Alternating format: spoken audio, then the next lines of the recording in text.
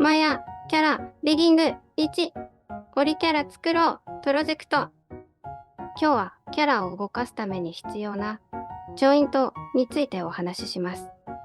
まずは作業の流れをイメージしてもらうために、円柱モデルを使って解説しますよ。はじめにジョイントを作成します。ジョイントっていうのは関節の役割をするものです。そして、ジョイントを配置してモデルの骨格になるスケルトンを構成します。円柱なので一直線だけど、6つのジョイントで構成されたスケルトンができました。次にスケルトンとモデルを連動させるための工程、スキンのバインドをします。末端のジョイントにはウェイトを持たせないので、それ以外のジョイントを選択して、バインド先は選択したジョイント、最大インフルエンス数は4で適用してみます。ジョイントの回転にモデルが連動して変形しましたね。バインド構図に移動で、バインド時のポーズに戻れます。では今どのように各ジョイントのインフルエンスが効いているか、スキンウェイトペイントで見てみましょう。上からジョイント5、4、3、2、1。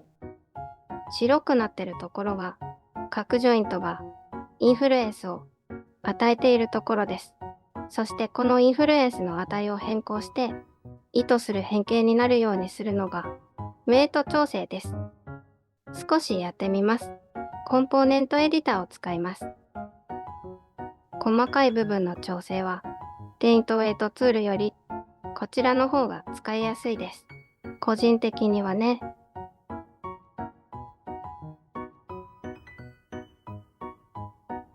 こんな風に調整します。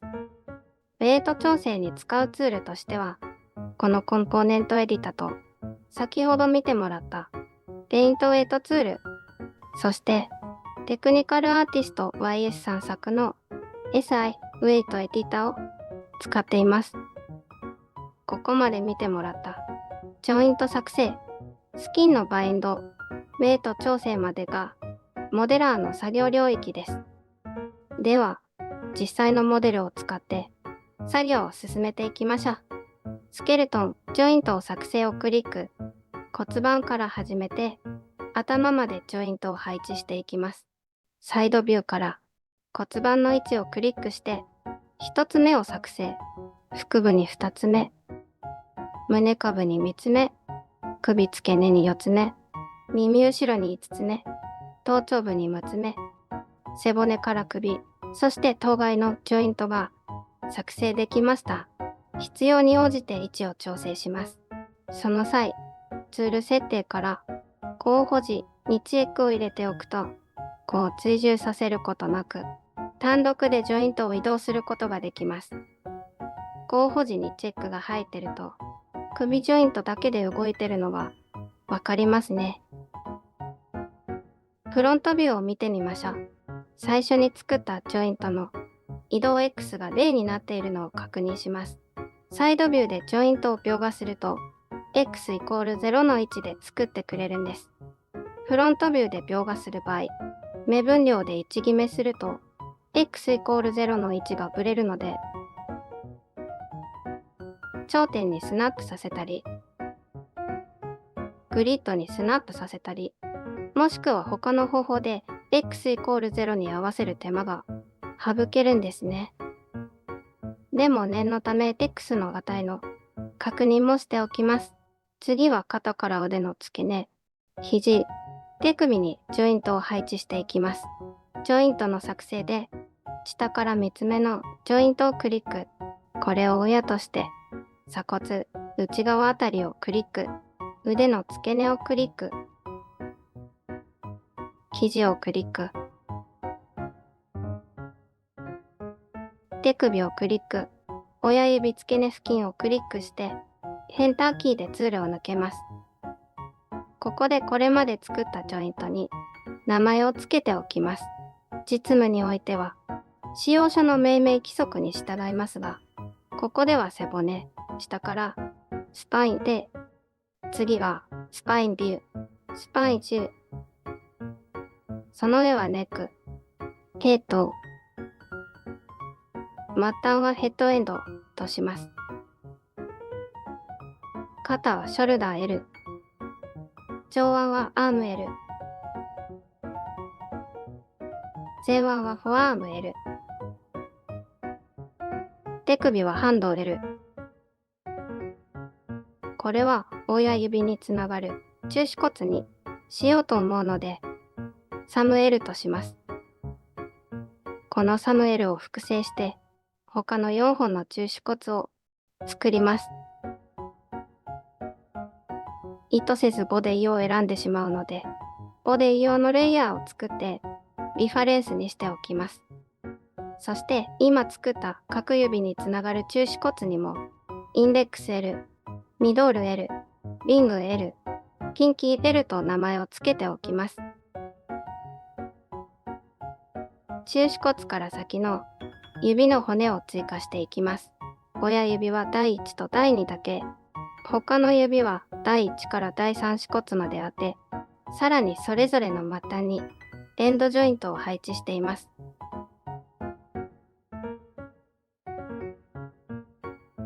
位置を調整します。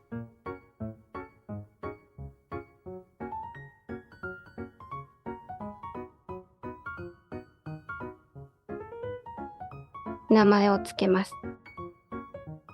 サム AL、サム BL、サムエンド L、インデックス AL、インデックス BL、インデックス CL、インデックスエンド L、ミドール AL、ミドール BL、ミドール CL、ミドールエンド L、リング AL、リング BL、リング CL、リングエンド L、キンキー AL、キンキー BL、キンキー CL、キンキーエンド L。足のジョイントはフロントビューから描画しますよ。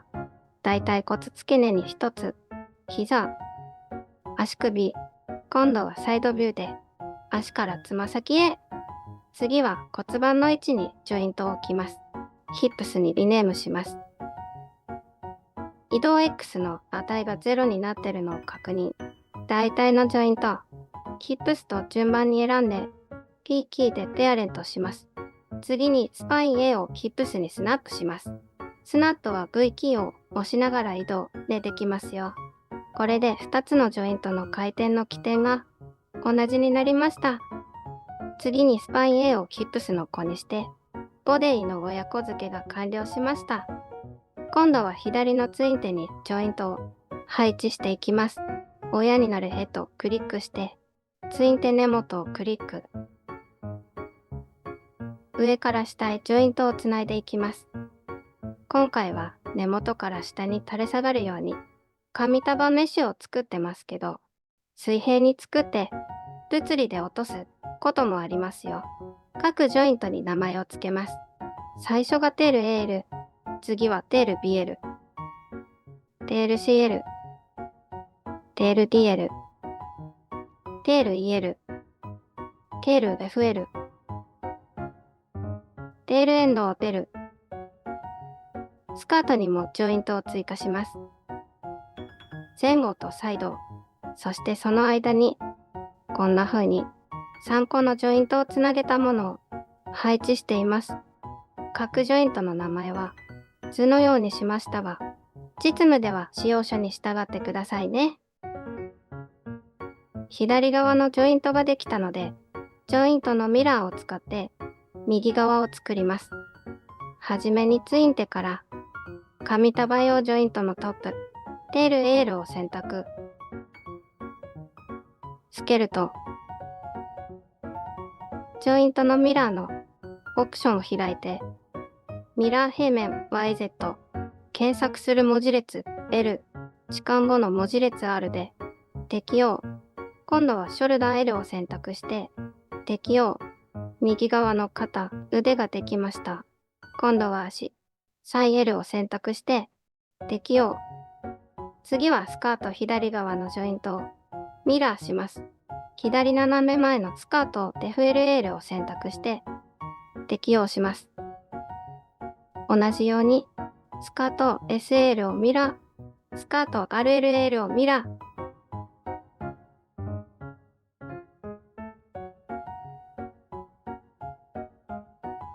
ミラーについて補足ですが、ミラーオプションで検索する文字列 L、弛緩後の文字列 R と設定してミラーを行いました。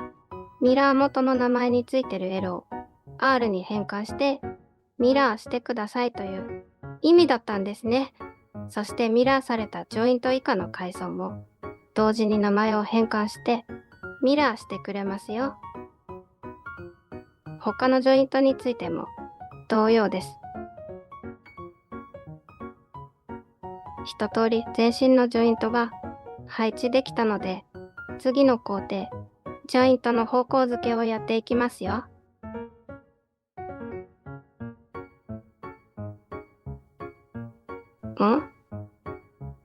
ちょっと待ってください。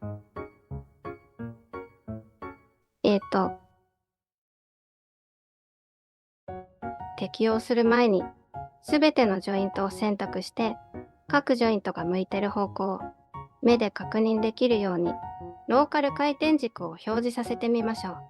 ディスプレイ、トランスフォームディスプレイ、ローカル回転軸をクリック。それぞれの軸を示す表示が出てきましたね。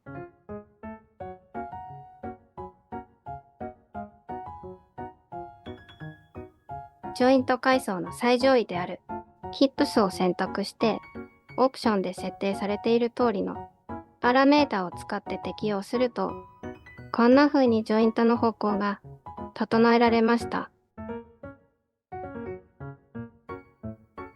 主軸 X で方向付けしたので、X 軸がコジョイントの方向を向いていれば、正しく方向付けされたことになります。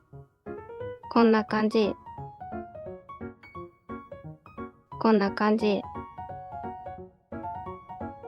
このように赤で示した X 軸がコジョイントの方向に向いています。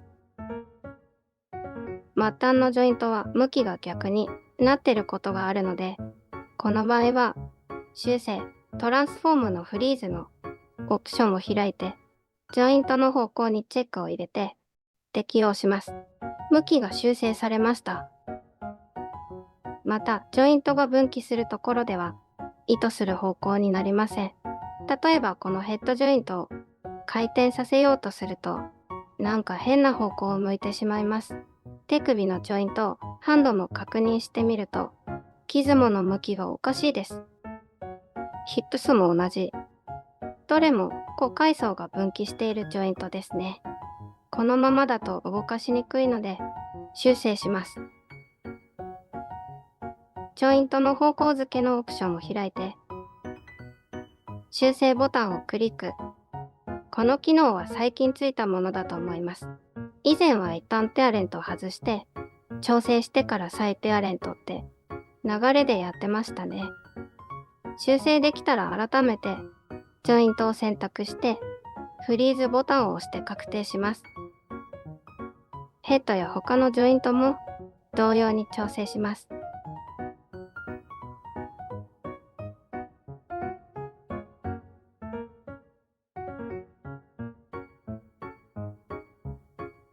調整できたら選択してフリーズ、手首、ハンドも調整。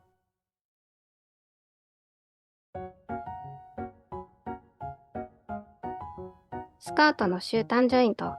ここでは方向付けオプションからジョイントをワールドへ方向付けを使うことで親の方向に合わせています。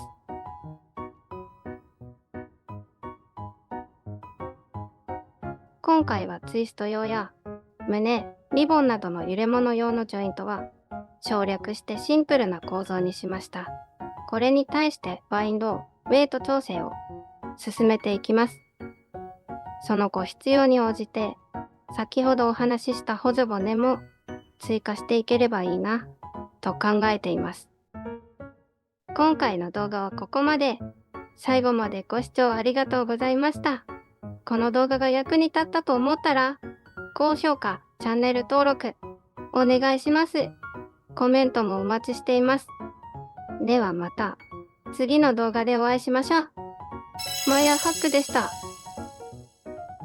今見てもらってたのはバインドの様子です。円柱では最大インフルエンス数4つでやりましたけど、こちらのモデルでは1でやります。次回はこんな風に破綻した形状をウェイト調整で整えていきますよ。